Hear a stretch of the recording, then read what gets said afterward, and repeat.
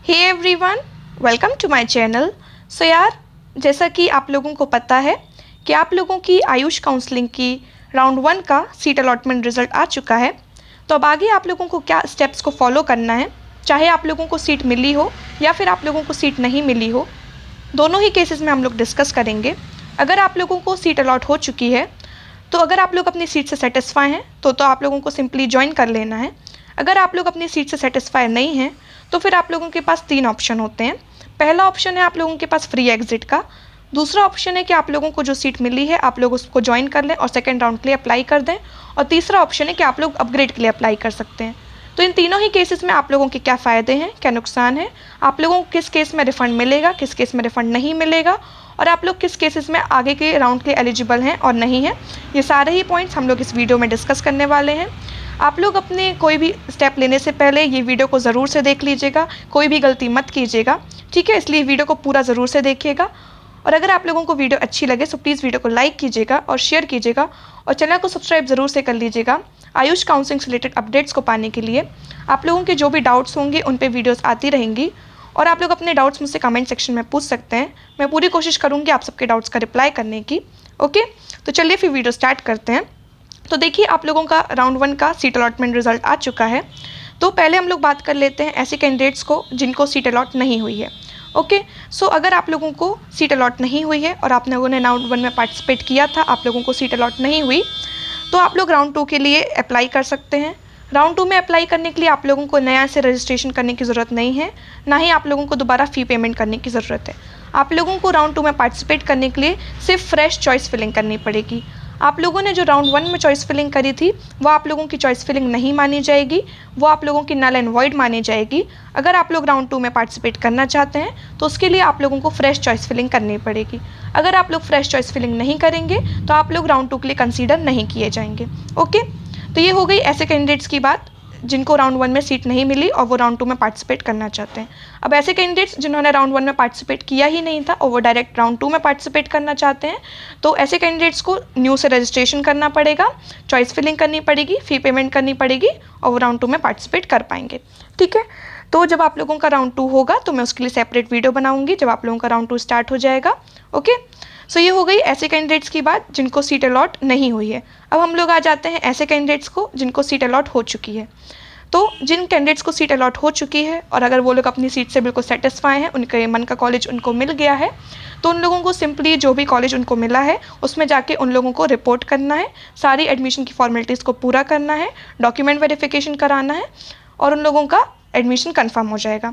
आप लोगों की कॉलेज में रिपोर्टिंग की डेट 5 दिसंबर से 12 दिसंबर तक दी गई है। इस बीच में आप लोगों को जो भी कॉलेज मिला है आप लोग उसमें जाएं, रिपोर्ट करें, ठीक है, और अपना एडमिशन कंफर्म करें। आप लोगों को क्या क्या डॉक्यूमेंट्स लेके जाने हैं उसकी मैंने ऑलरेडी वीडियो बना दी है, तो उसकी लिंक मैं आप लोगों को डिस्क्रिप्शन बॉक्स में दे दूँगी, तो आप लोग वहाँ से जाके चेक कर सकते हैं। ओके, तो ये हो गई उन कैंडिडेट्स की बात जो लोग अपनी सीट से बिल्कुल सेटिस्फाई हैं। अब ऐसे आ जाते हैं कैंडिडेट्स जिनको सीट मिली लेकिन वो लोग अपनी सीट से सेटिस्फाई नहीं हैं। तो उन कैंडिडेट्स के पास 3 ऑप्शन हैं। एक तो वो लोग फ्री एग्जिट कर सकते हैं, दूसरा वो लोग को जो भी कॉलेज मिला है उसको ज्वाइन कर लीजिए और सेकेंड राउंड के लिए अप्लाई कर लीजिए, और तीसरा है कि आप लोग अपग्रेड के लिए अप्लाई कर सकते हैं। तो हम लोग सबसे पहले पॉइंट में आ जाते हैं फ्री एग्जिट को लेके। तो देखिए, अगर आप लोग अपनी सीट से बिल्कुल भी सेटिस्फाई नहीं है तो आप लोग फ्री एग्जिट कर सकते हैं। फ्री एग्जिट में आप लोगों का जो सिक्योरिटी का अमाउंट होता है वो आप लोगों का रिफ़ंड हो जाता है, ठीक है। तो आप लोग फ्री एग्जिट कर सकते हैं। फ्री एग्जिट करने के बाद आप लोग अपनी जो राउंड 1 की सीट है उसको आप लोग फिर क्लेम नहीं कर सकते कि आप लोगों को अपनी प्रीवियस सीट चाहिए, ठीक है।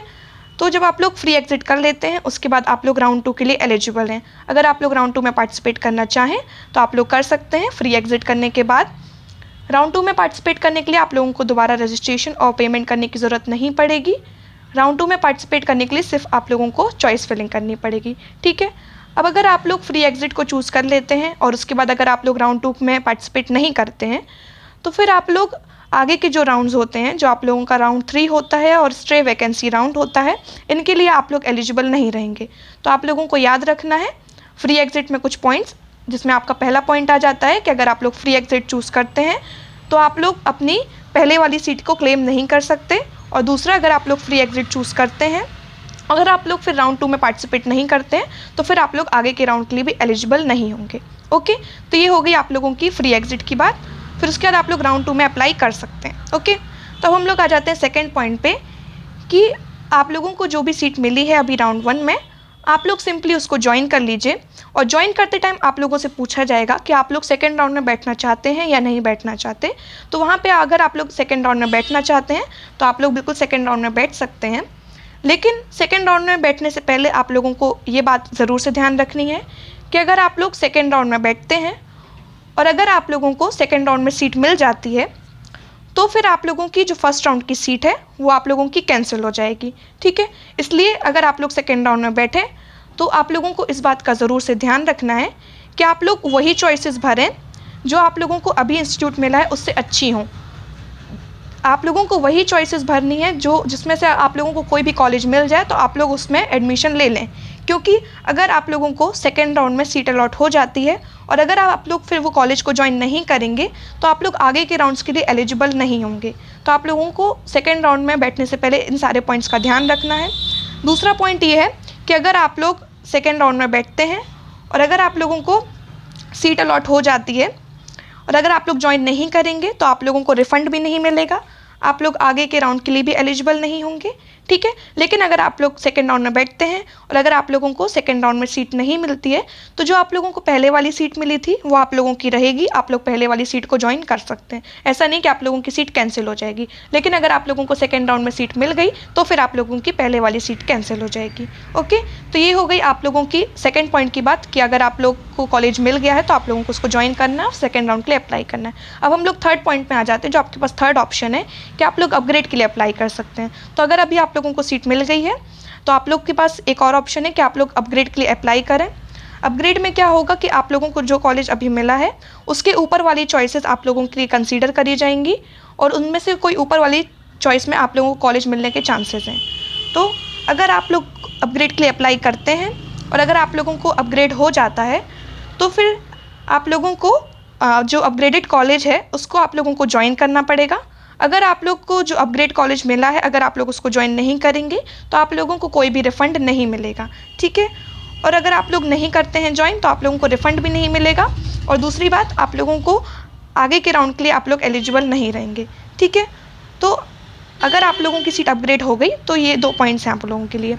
अगर आप लोगों की सीट अपग्रेड नहीं होती है तो जो आप लोगों को राउंड 1 में सीट मिली है आप लोग उससे रिज़ाइन भी कर सकते हैं। ठीक है, जैसे आप लोगों को अपग्रेड के लिए आप लोगों ने अप्लाई किया, आप लोग को अपग्रेड हो गई सीट। ठीक है, तो अगर आप लोग ज्वाइन नहीं करेंगे तो पहली बात आप लोगों को रिफ़ंड नहीं मिलेगा, दूसरी बात आप लोग आगे के राउंड के लिए एलिजिबल नहीं रहेंगे।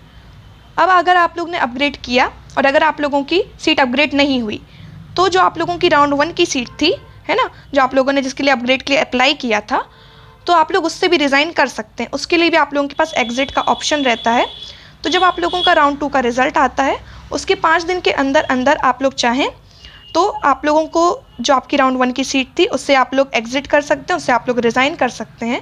ठीक है, लेकिन फिर अगर आप लोग रिज़ाइन नहीं करते हैं आपकी राउंड 1 की सीट से तो फिर आप लोग राउंड 2 के कैंडिडेट्स माने जाएंगे और जो राउंड 2 के रूल्स होंगे वो आप लोगों को भी अप्लाई होंगे। आई होप आप लोगों को ये पूरे पॉइंट्स अच्छे समझ में आ गए हों। थोड़े से कन्फ्यूजिंग है इसलिए मैं कह रही हूँ, आप लोगों को जो भी डाउट हो आप लोग मुझसे कमेंट सेक्शन में बिल्कुल पूछ सकते हैं, मैं आप सबका रिप्लाई करूँगी। ओके, ये वीडियो मैंने बहुत सारा पूरा आप लोगों का जो काउंसलिंग स्कीम है वो पढ़ने के बाद बनाया है। ठीक है, तो इसलिए मैंने एक एक पॉइंट को अच्छे से कवर किया है। तो आई होप आप लोगों को ये वीडियो अच्छी लगी हो। अगर आप लोगों को वीडियो अच्छी लगी हो तो प्लीज़ वीडियो को लाइक कीजिए, शेयर कीजिए और चैनल को सब्सक्राइब ज़रूर से कर लीजिएगा। Okay, thank you so much for watching.